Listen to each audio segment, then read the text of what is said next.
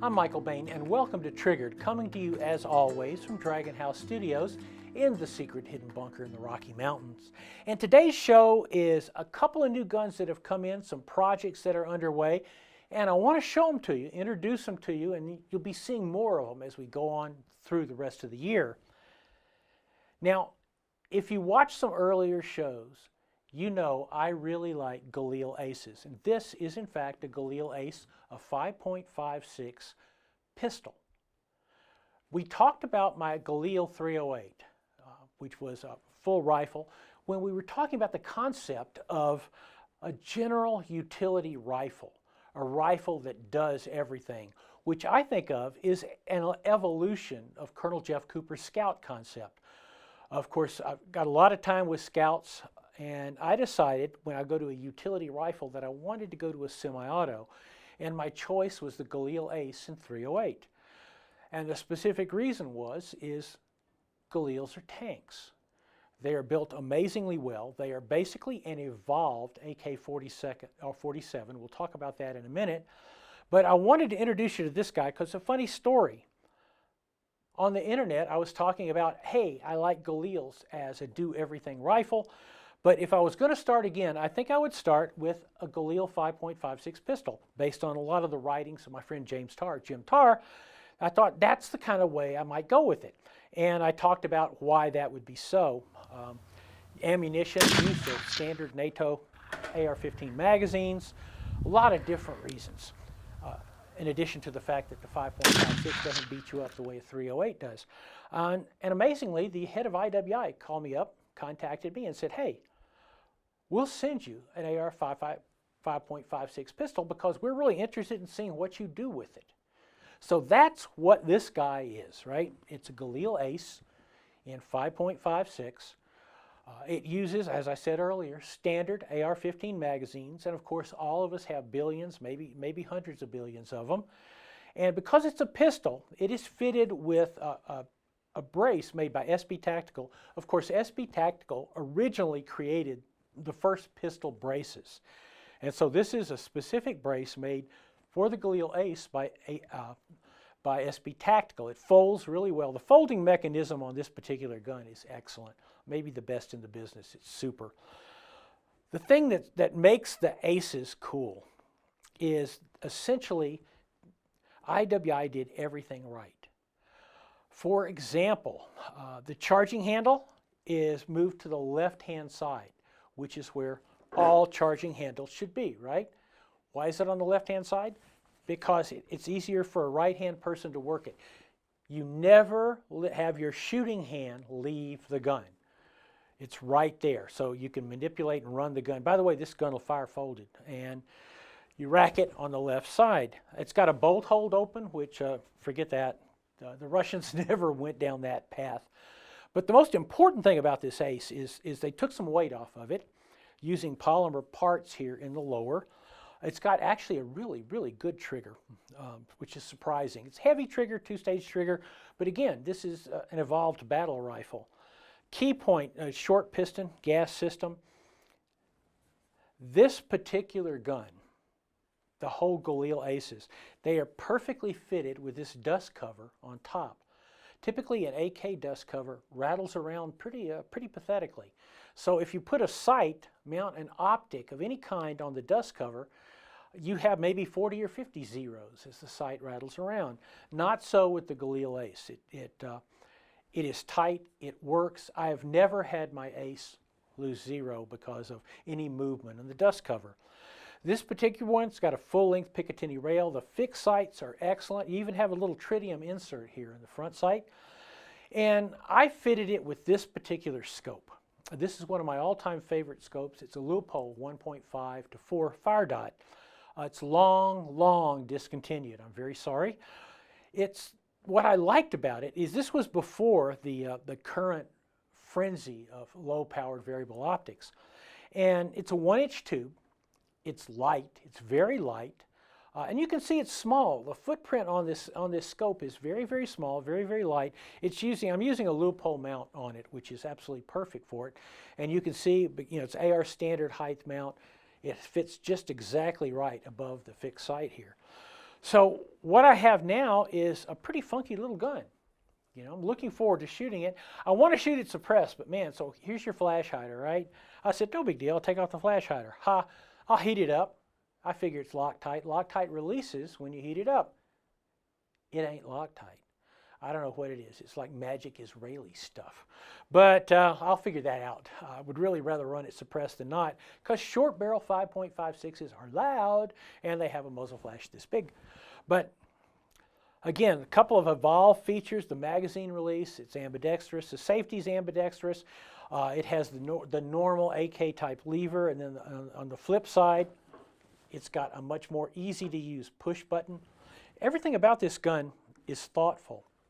And I know why. I'm lucky enough to have spent some time in the IWI factory in Israel, and to actually talk to their arms designer and designers, talk to Israeli Special Forces guys who use stuff like this, and in addition, talk to the people on the line.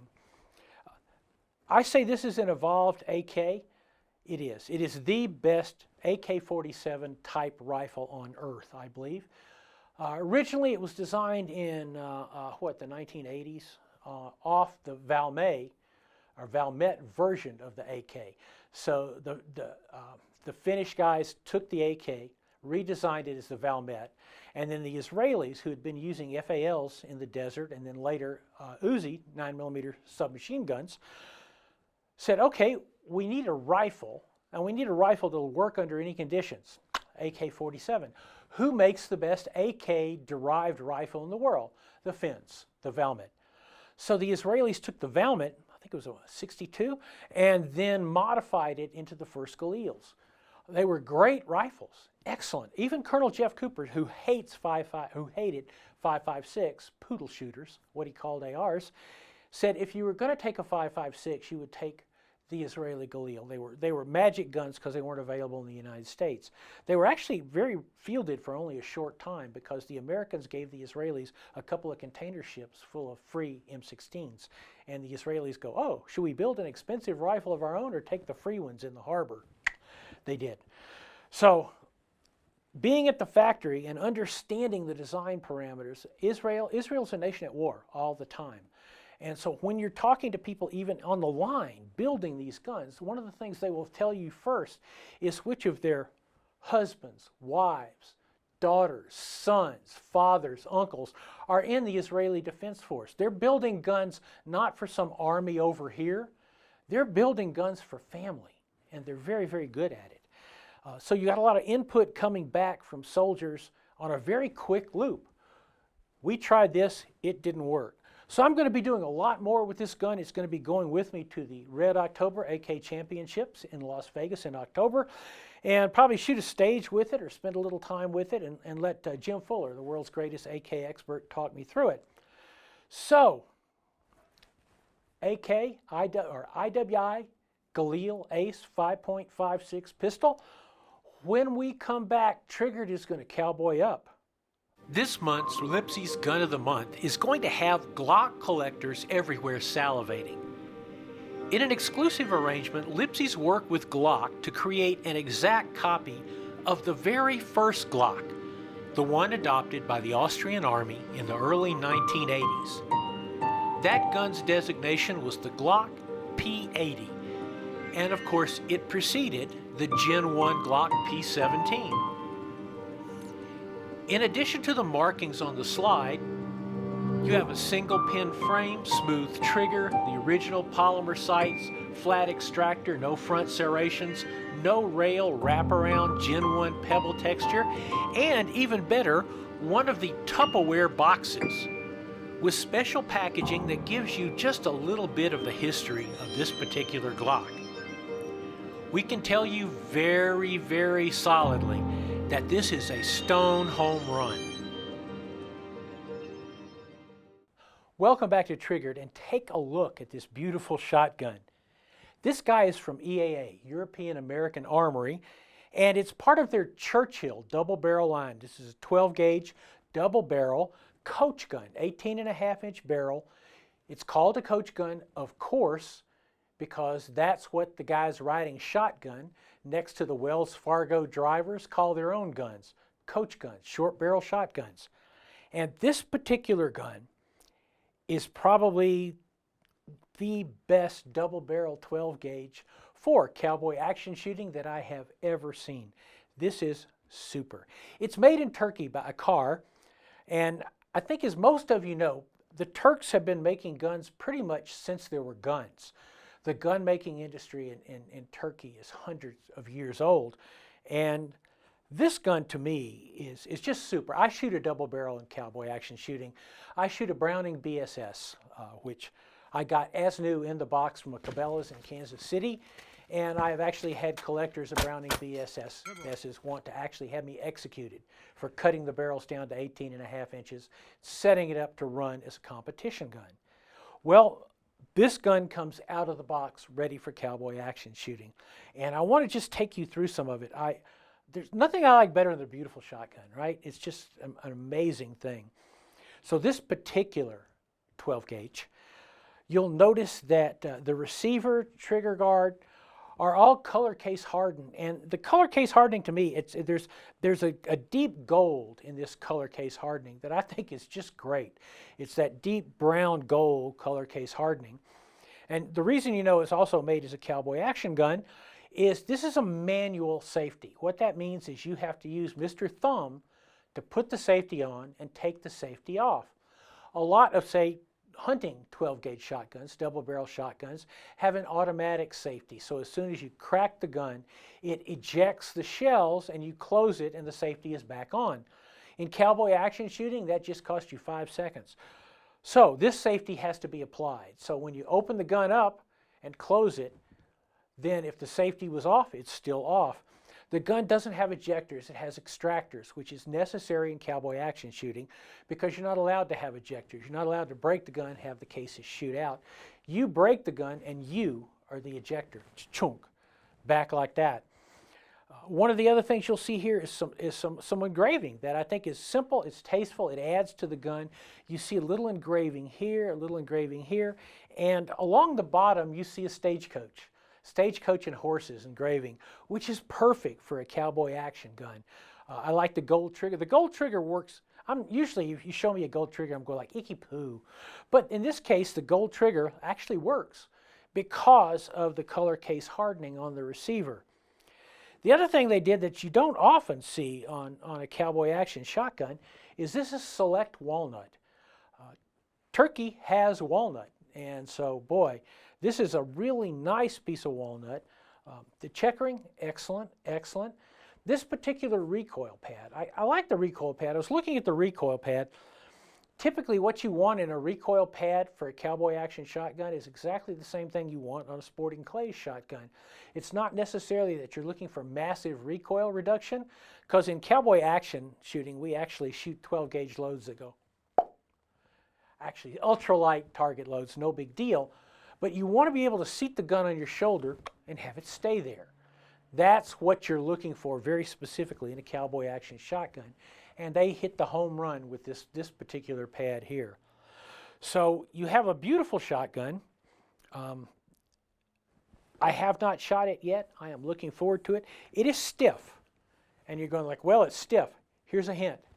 Every single new 12 gauge I have ever owned in my life, and I have owned more than one, is stiff. My Browning BSS was stiff. The Stoker that the Browning replaced is stiff. So either it'll wear in, or you can go to a cowboy action gunsmith and give him $50 and everything will be fine. Essentially, I always thought it was funny when you actually smooth the gun out, they say smooth it out. What you do is you pre-wear it. You're actually wearing the gun out. But it's perfect. It's beautiful. In fact, as you know, I mean, generally competition guns get beaten up a lot with me. And they actually get beaten up by everybody that I ever know who runs competition guns, because you're putting them on a table, you're throwing them on a table, you're picking it up, you're throwing it on a table. I would almost hate to really screw this gun up. You know, I like it a lot. And by the way, just a quick thing, a quick tutorial on loading and shooting a double barrel shotgun, right? Guns here, of course, as I said, you want it seated in your pocket, everything like that. You pull this, it goes open. Where's the gun go? It doesn't go down here. It stays on the shoulder. And then you're pulling the rounds out. You can go right hand, you can go left hand, your choice. Typically, I'll reload with my left hand. You'll pull two rounds out, two shotgun rounds out. Right in there they go. The way you make sure that happens is you look the cartridges into the gun. Here, you're looking at these two great big holes right here. Cartridges go chunk right in, close, bang. And when you fire the gun, by the way, just as an aside, to run a double barrel shotgun really quickly, you need to think in terms of firing on the reset. What I mean by that is that you go bang and then you go bang as quickly as you can. A lot of people typically want to go bang, bang. There's no point to that because you're looking at the targets. You know, I don't know what they put this little funny bead on there. My gun does not have a bead. My competition shotgun hasn't had a bead in 6 years.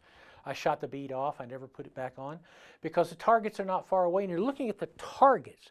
It is an overall indexing on the targets. And so when you cycle to target, you got this target, you go bang, you got a double barrel shotgun. Literally, by the time you can release the gun, it's on target because you're not shooting a target over here, a target over here. You're shooting targets close together, steel targets. So I trained myself. Actually, I was lucky enough to have instruction by truly one of the finest shotgun masters in all of cowboy action shooting, nonstop. And he took me aside one day and he goes, "You don't know how to shoot a double barrel shotgun." I'm like, "Ha, I've been shooting a double barrel shotgun since I was 11. I know how to shoot a double barrel shotgun." He goes, "No, you don't, not fast." He taught me the things I just showed you.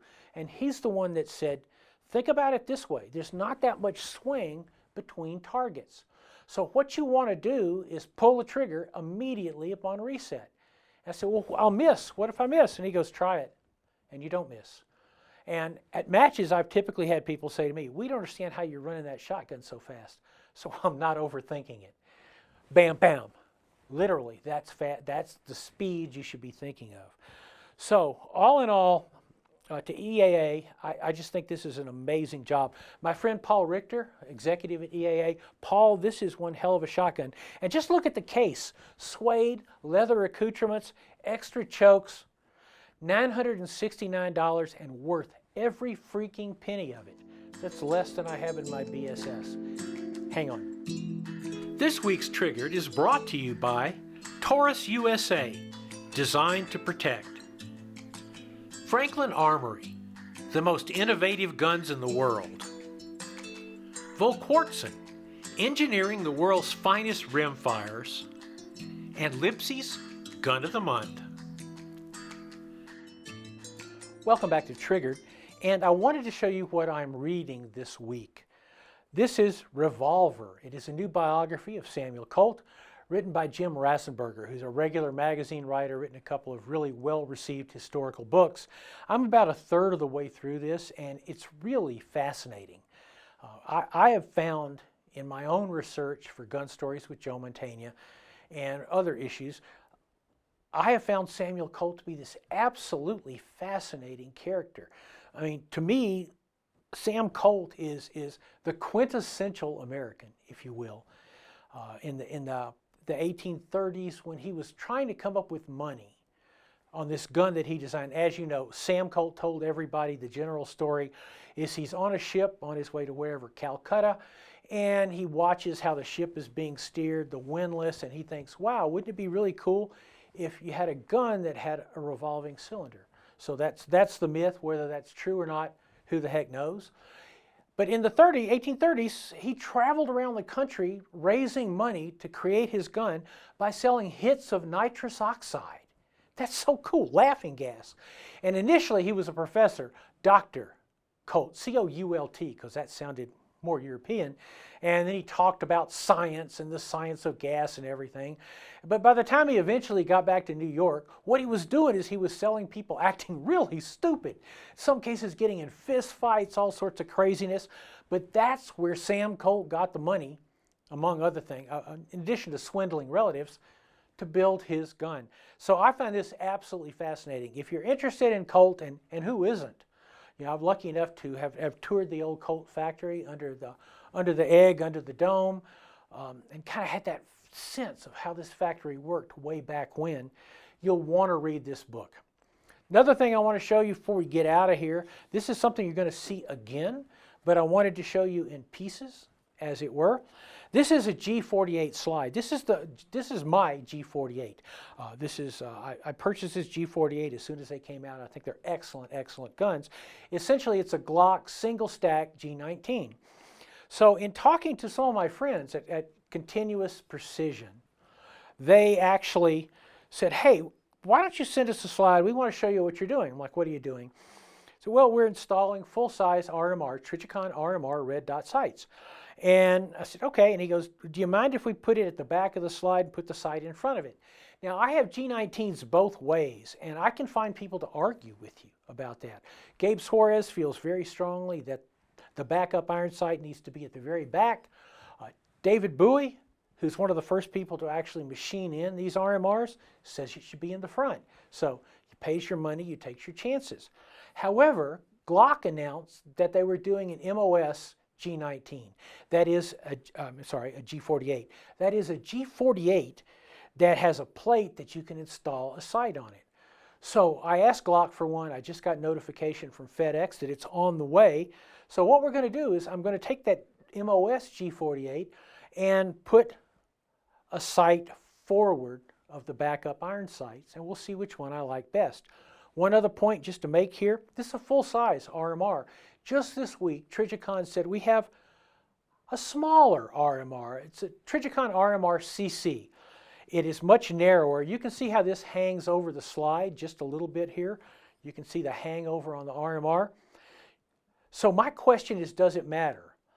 What I'm going to put on the G48 MOS is a Shield RMS-C, which is another very narrow compact sight designed for the Glock 43, as was the Trijicon RMR CC. So you'll be seeing more of that.